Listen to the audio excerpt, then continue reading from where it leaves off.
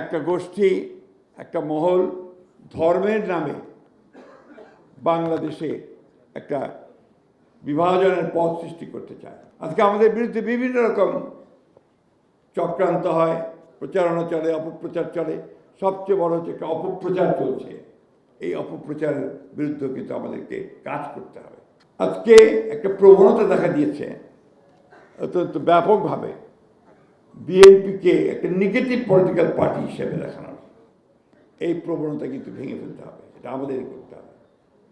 এবং আমরা আজকে প্রমাণ করব আমাদের কাজের মধ্য দিয়ে আমাদের চেয়ারম্যান তারেক রহমান সাহেবের যে পরিকল্পনা, সেগুলোকে বাস্তবায়িত করার মধ্য দিয়ে সামনের দিকে নিয়ে গিয়ে জনগণের কাছে নিয়ে গিয়ে প্রমাণ করে দেব যে বিএনপি হচ্ছে সেই দল, যেই দল অতীতে যেমন সমস্ত সংস্কার করেছে, রাজনৈতিক সংস্কার এবং অর্থনৈতিক সংস্কার, বাংলাদেশকে সামনের দিকে এগিয়ে নিয়ে গেছে।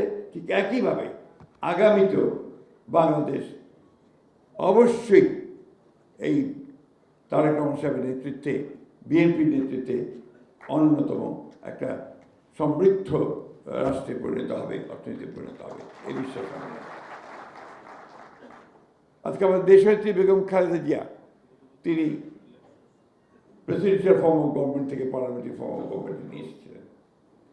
তিনি প্রথম আমাদের মেয়েদের শিক্ষার জন্যে ক্লাস 12 পর্যন্ত অবৈতনিক শিক্ষার ব্যবস্থা ঘোষণা শুরু করেছিলেন, যার ফলে আজকে মেয়েরা অনেক দূরে এগিয়ে আসতে পারছে। আমাদের অর্থমন্ত্রী সাইফুর রহমান সাহেব ছিলেন, ভিএটি এই ইকোনমিতে তিনি প্রথম আমাদের যে রাজস্ব আয়ের জন্যে প্রথম তিনি শুরু করেছিলেন। তখন অনেক সমালোচনা করেছিলেন, কিন্তু এখন দেখা যাচ্ছে যে সেটাই সবচেয়ে উপযুক্ত পদ্ধতি, যে পদ্ধতি আমরা ভালোভাবে রাজস্ব আদায় করতে পারি। আমি যে কথা বলতে চাচ্ছি যে বিএনপি সবসময় পথগুলো খুলে দিয়েছে, জানালা খুলেছে, রাস্তা খুলেছে, এভিনিউ তৈরি করেছে। এটা বিএনপির অবদান সবচেয়ে বেশি।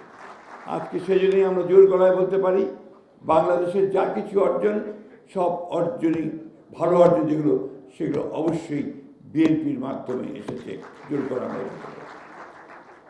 প্রিয় বন্ধুরা, আজকে বাংলাদেশের একটা সন্ধিক্রান্তিকাল, সন্ধিক্ষণ, একটা যুগ সন্ধিক্ষণ, পরিবর্তনের জায়গায় যাচ্ছে। 15 বছরের ফ্যাসিস্ট শাসনের পরে আমরা গণতন্ত্রে ফিরে যাওয়ার এখন একটা সুযোগ সৃষ্টি হয়েছে। অনেক বাধা প্রতিবন্ধকতা আসছে, কিন্তু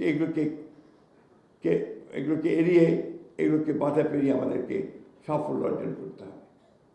আজকে আমাদের বিরুদ্ধে বিভিন্ন রকম চক্রান্ত হয়, প্রচারণা চলে, অপপ্রচার চলে। সবচেয়ে বড় হচ্ছে একটা অপপ্রচার চলছে। এই অপপ্রচারের বিরুদ্ধে কিন্তু আমাদেরকে কাজ করতে হবে, নিজেদের কাজ করতে হবে। যে কথাটা আমি সবসময় বলি, যে সাইবার ওয়ার, এই সাইবার ওয়ারে যদি আমি যোদ্ধা হতে না পারি, তাহলে কিন্তু আমি পরাজিত হয়ে যাব। এইটা আপনাদেরকে, এই ইয়াং জেনারেশনকে কিন্তু সেটা করতে হবে। আমরা যখন ফ্যাসিস্টদের বিরুদ্ধে সংগ্রাম করছিলাম, আন্দোলন করছিলাম, আমরা জেলায়, বিভাগীয় সভাগুলোতে সবসময় একটি কথাই খুব জোর দিয়ে বলতাম যে আমাদের তরুণদেরকে এগিয়ে আসতে হবে, যুবকদেরকে এগিয়ে আসতে হবে, ছাত্রদেরকে শিক্ষা প্রতিষ্ঠানগুলো থেকে বেরিয়ে আসতে হবে, বেরিয়ে এসে এই ফ্যাসিস্টদের বিরুদ্ধে রুখে দাঁড়াতে হবে। যেদিন সেটা হয়েছে, সেদিন এই পরিবর্তনটা এসেছে। সুতরাং আজকে আমাদেরকে এই কথাটি মনে রেখেই, এই ছাত্র দল যারা আজকে তোমরা করছো, তোমাদের সামনে সবচেয়ে বড় যে চ্যালেঞ্জ হবে, যে সামনের যে নির্বাচন, সেই নির্বাচনে এই সত্যটাকে প্রতিষ্ঠা করা যে বিএনপি হচ্ছে একমাত্র রাজনৈতিক দল, যে রাজনৈতিক দল জাতিকে, দেশকে একটা সমৃদ্ধ জাতিতে পরিণত করতে পারে। এই কাজটা তোমাদেরকে সবার আগে করতে হবে, এবং তার সমস্ত হাতিয়ার তোমাদের কাছে দেওয়া হচ্ছে। আমি শেষ করব এই কথা বলে, আজকে বাংলাদেশে একটা বড় বিভাজনের পথ তৈরি করার চেষ্টা চলছে। একটা গোষ্ঠী, একটা মহল ধর্মের নামে বাংলাদেশে একটা বিভাজনের পথ সৃষ্টি করতে চায়। আমরা বাংলাদেশে অবশ্যই ধর্মভীরু মানুষ, বাংলাদেশের মানুষ অবশ্যই ধর্মকে এখানে সবাই আমরা মেনে চলি, কিন্তু ধর্মকে দিয়ে রাষ্ট্রকে বিভাজন করা বা সমাজকে বিভাজন করা এটাতে আমরা বিশ্বাস করি না।